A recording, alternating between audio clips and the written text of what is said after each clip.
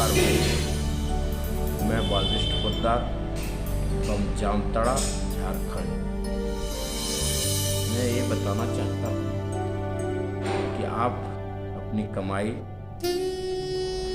कड़ी मेहनत से करते हैं और ज़्यादा से ज़्यादा कमाई नहीं कर पाते, लेकिन वही कमाई अगर आप कम मेहनत थोड़ा स्मार्ट तरीके से करें तो आप ज़्यादा से ज़्यादा कमा सकते हैं।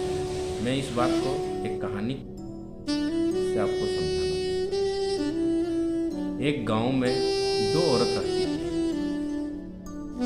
दोनों बहनें थी आपस में, लेकिन उनकी कमाई बहुत कम थी।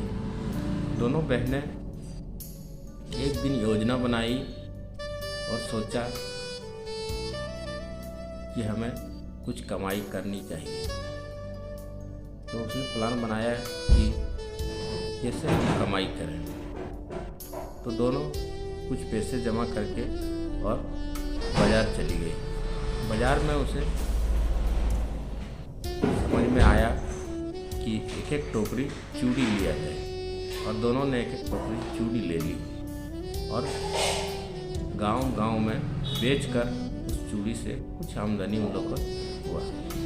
ऐसे करके दोनों ने अपनी आमदनी बढ़ाना शुरू किया और डेली जाके बाज़ार से चूड़ियाँ खरीदती और देहातों में बेचती। इससे उसकी आमदनी होने लगी।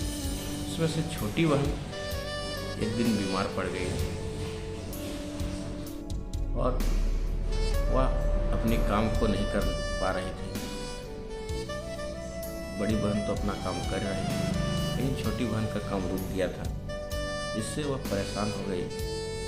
तो उसने अपनी योजना बनाई कि मैं ऐसा एक वर्क करूं जिससे हमें खटना न पड़े, हमें मेहनत न करना पड़े, लेकिन फिर भी हमें पैसा मिले। गांव की ही एक औरत को बताई, वह मेरी चूड़ी जो है ये घर में पड़ा हुआ है, तुम इसे बेच देना, आधी मुनाफा तुम ले लेना, आधी मुनाफा मुझे दे देना।